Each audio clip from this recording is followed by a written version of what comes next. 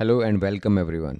हम इस कोर्स जिसका नाम है गुड्स एंड सर्विसेज टैक्स यानी कि जीएसटी, इसके 4th चैप्टर पर हैं, जिसमें हम सीखेंगे एसजीएसटी, सीजीएसटी और आईजीएसटी क्या होते हैं। पहले हम ये देख लेते हैं कि इस चैप्टर के अंत में हम क्या क्या सीखेंगे। इस चैप्टर के ख़त्म होने पर आप सीख सकेंगे जीएसटी के तहत क्या क्या टैक्सेस एप्लीकेबल होते हैं, अलग अलग सिनेरियोज में जीएसटी कैसे कैलकुलेट किया जाता है, कौन कौन सी सप्लाईज एग्जम्प्टेड होती हैं जीएसटी में, जीएसटी के अंदर कौन कौन से टैक्सेस इंक्लूड नहीं होते हैं।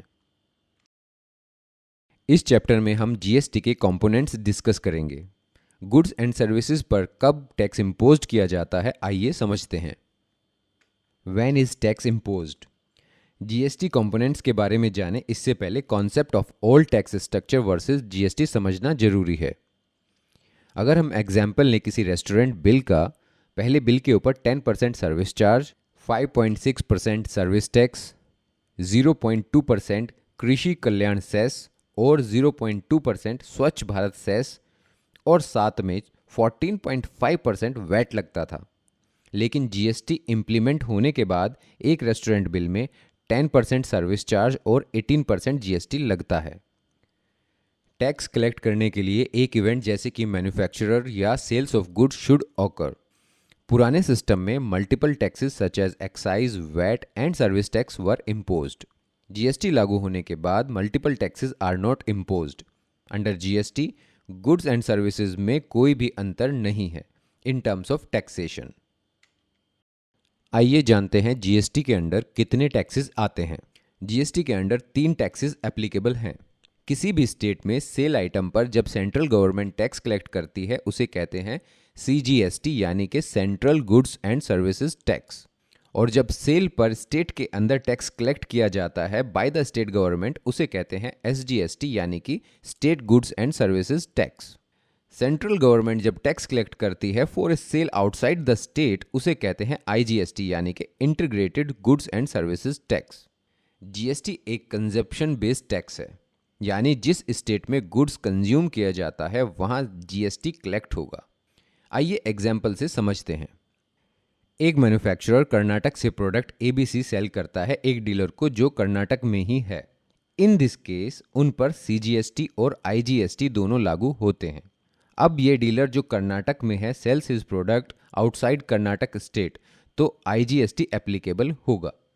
एक ट्रेडर जो केरल से है sells his product ABC to a consumer in the same state तो वहां सीजीएसटी एंड एसजीएसटी एप्लीकेबल होता है। जीएसटी कंजप्शन बेस्ड टैक्स है, मतलब इस एग्जाम्पल में कर्नाटक को कोई टैक्स नहीं मिलेगा।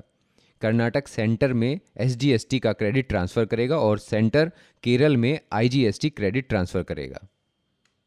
रिकॉग्निशन ऑफ जीएसटी एप्लीकेबिलिटी, ये पता करने के लिए कि क्या combination of SGST and CGST लगाया है या सिर्फ आईजीएसटी लगेगा, आपको location of the supplier of goods and services और कंज्यूमर जानना जरूरी है।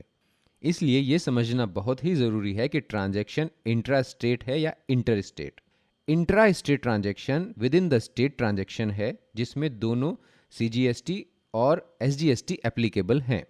इंट्रा स्टेट ट्रांजैक्शन में सप्लायर और बायर एक ही स्टेट से होते हैं, इसलिए सेलर को सीजीएसटी और एसजीएसटी दोनों बायर से कलेक्ट करने पड़ते हैं। इंटर स्टेट ट्रांजैक्शन दो अलग अलग स्टेट्स के बीच के ट्रांजैक्शन है। इंटर स्टेट ट्रांजैक्शन में सिर्फ आईजीएसटी लागू होता है। जो आईजीएसटी कलेक्ट होता है वो डिवाइड होता है सेंटर और स्टेट के बीच जहां प्रोडक्ट कंज्यूम होता है। आप कंज्यूमर पर्सपेक्टिव से देखेंगे तो इंटर स्टेट और इंट्रा स्टेट में कोई डिफरेंस नहीं लगेगा क्योंकि combined rate of SGST and CGST is equals to IGST rate. इस स्ट्रक्चर से सेंटर और स्टेट के बीच टैक्सेस का फ्लो स्मूथ होता है और कंज्यूमर और सेलर के लिए ये प्रोसेस बहुत ईजी कर देता है। कॉमन आइटम्स के जीएसटी रेट्स क्या हैं आप टेबल में देख सकते हैं।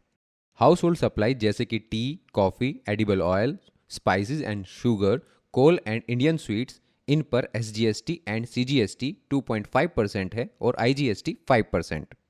प्रोसेस्ड फूड और कंप्यूटर्स पर एसजीएसटी एंड सीजीएसटी 6% है और IGST 12%। Soaps and toothpaste, hair oil, capital goods पर एसजीएसटी एंड सीजीएसटी 9% है और IGST 18%। Premium cars, AC and refrigerators, cigarettes, aerated drinks और हाई एंड मोटरसाइकिल्स पर SGST एंड CGST 14% है और IGST 28%। आइए अब GST के मॉडल को एग्जाम्पल के थ्रू समझते हैं। एक महाराष्ट्र का डीलर 80,000 रुपये का XYZ प्रोडक्ट मध्य प्रदेश के एक डीलर को सेल करता है। इस सेलिंग पर सिर्फ IGST लगेगा क्योंकि ये सेलिंग आउटसाइड द स्टेट हुआ, जिसको हम कहते हैं इंटर स्टेट। एज्यूम करते हैं टैक्स रेट 18% का है, तो डीलर चार्ज करेगा 14,400 रुपये एज IGST, जो सेंट्रल गवर्नमेंट को जाएगा। अब एक और एग्जाम्पल देखते हैं। चलिए मान लेते हैं एक डीलर जो महाराष्ट्र से है वो 80,000 का XYZ प्रोडक्ट एक कंज्यूमर को बेचता है जो महाराष्ट्र में ही है। एज्यूम करते हैं GST रेट ऑन गुड्स लागू होता है 12%।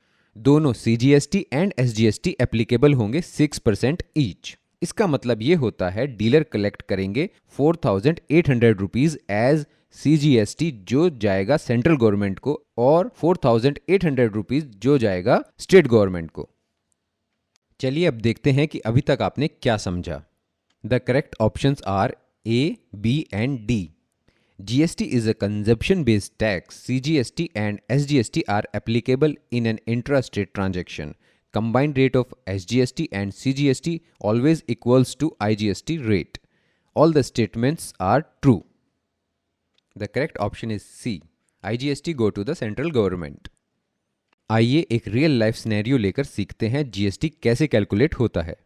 पहले हम देखेंगे GST मैन्युफैक्चरर्स एंड से कैसे कैलकुलेट होता है।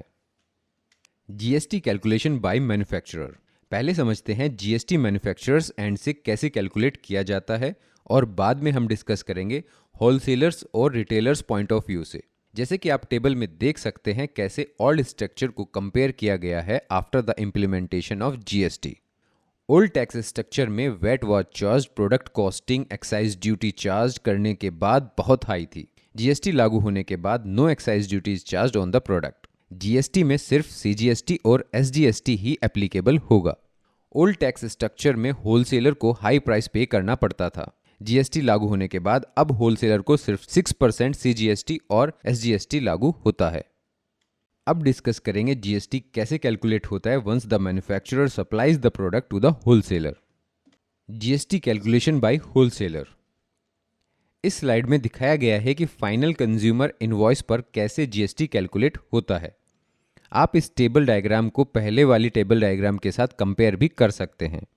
आप देख सकते हैं कि किस तरह से GST लागू होने पर मैन्युफैक्चरर्स को कॉस्ट रिडक्शन का फायदा होता है जो फाइनल कंज्यूमर को दिया जाता है। GST के अंडर क्या कवर होता है।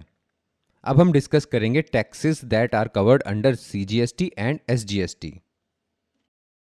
CGST के अंडर जो डिफरेंट टैक्सेस इंक्लूड किए गए हैं वो हैं मेडिसिनल एक्साइज, काउंटरवेलिंग ड्यूटीज और CVD, cess, surcharges, excise duty, service tax and special additional duty.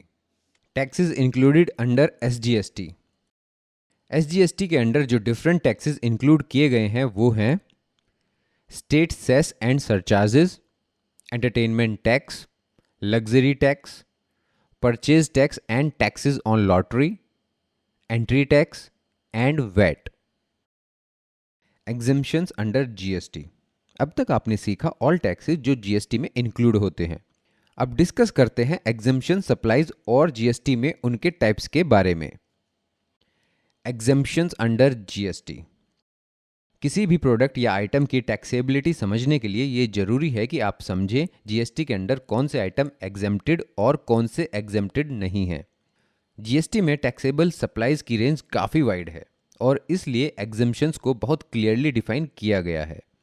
जब कोई आइटम एग्जेम्प्ट होता है तो उसके इम्प्लीकेशंस क्या क्या होते हैं ये आपका समझना बहुत ज़रूरी है, क्योंकि उसके साथ सर्टेन कंडीशंस अटैच्ड होते हैं, जैसे कि reversal of input tax credit.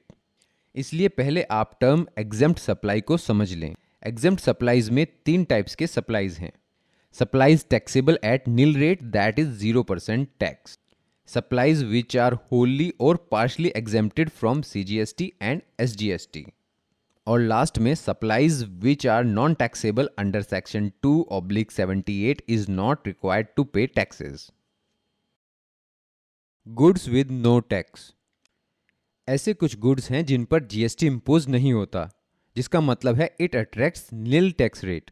ये गुड्स हैं all types of salt, sanitary napkins, palmyra jaggery, music books, preservatives that are unsuitable for immediate human consumption, picture books, coloring books or drawing books for children, hulled cereal grains like barley and wheat. What is not covered under GST? We studied exemption supply under GST. अब आइए जानते हैं कौन से taxes are not included in GST. Taxes not included under GST. Taxes जो GST में लागू नहीं होते हैं वो हैं basic custom duties, excise on liquor, property tax, stamp duty, tax on sale और कंजप्शन ऑफ इलेक्ट्रिसिटी। चलिए अब देखते हैं कि अभी तक आपने क्या समझा। The correct options are A, B, C and D, which means all the options are not included in GST. The correct option is A. If a dealer in Karnataka sells the ABC products to a dealer in another state, only IGST will be applicable. The correct option is C. VAT is included in SGST. Guys, आज का session यहीं over होता है. Thank you so much for your time. Now we will meet again in the next session.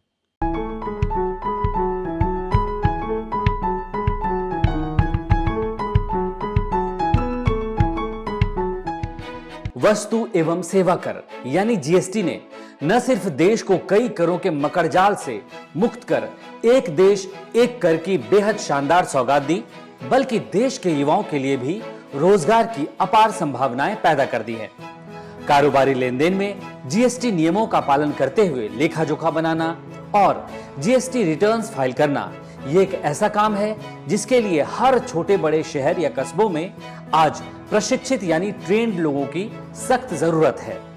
जिन लोगों ने पहले ही GST की training लेकर इसकी बारीकियों को समझ लिया, वो इस वक्त बहुत अच्छा स्वरोजगार या नौकरी कर रहे हैं। लेकिन अब भी इसमें संभावनाओं की कोई कमी नहीं है।